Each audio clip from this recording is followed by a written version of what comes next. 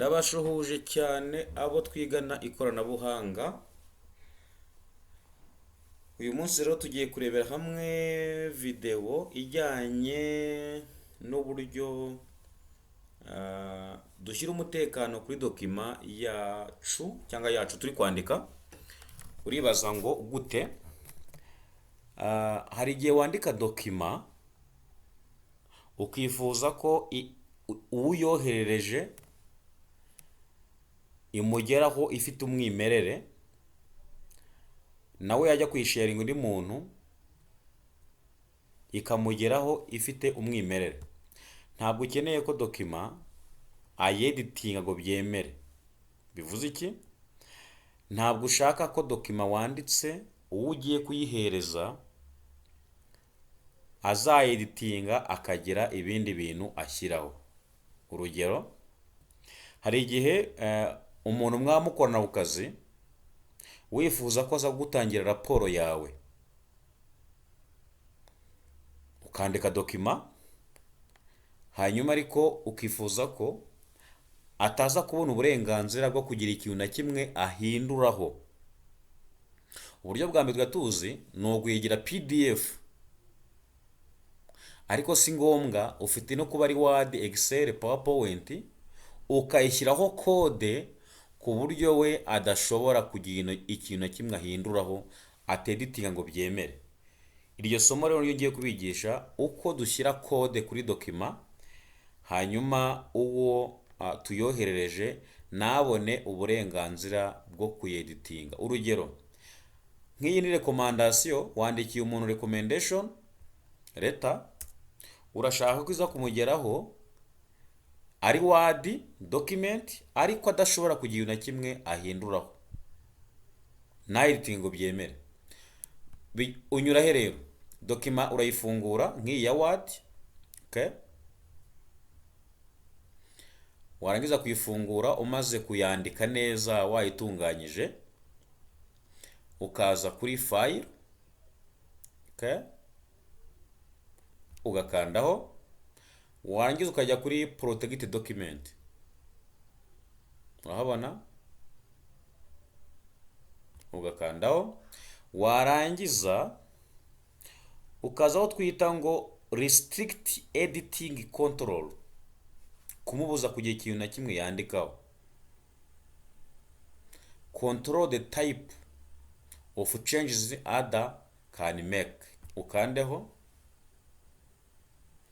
nurangiza aha handitse restrict editing. Aha rero urahavivura, yego, limit formatting to a selection of style. Nta kintu yemereye gushyira, nta kintu yemereye gukora ngo ashyire muri style.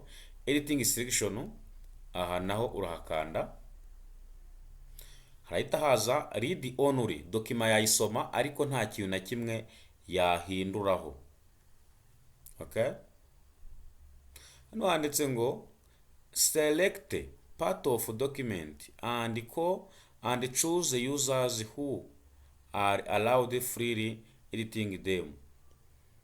Everyone urahuzuza, urahavivura, ntabwo buri wese yemewe kweditinga, keretse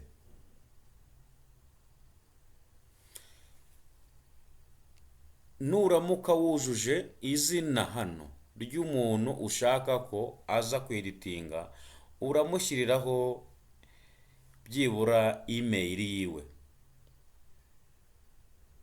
Ushobora kwemererwa kugira ikintu ahinduraho ni uwushyiriyemo email hano.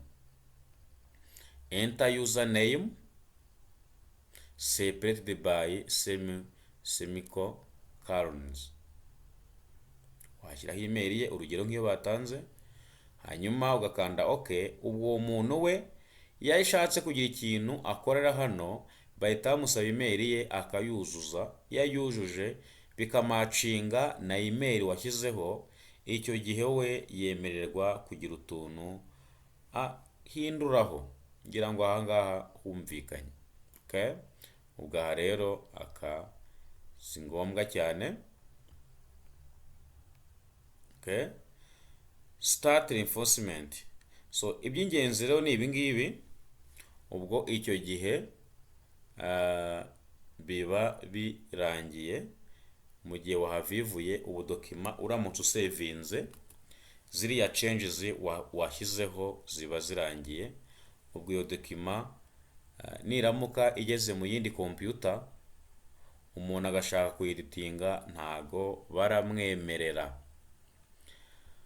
So ni ibyo ngibyo, nawe uzabikore ubigerageze, uzambwira uko byagenze, ariko birakora.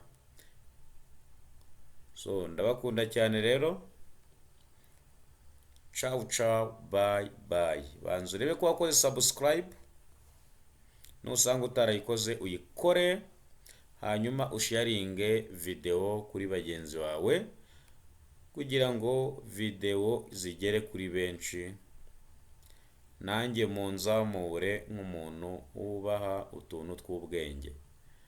Bye bye.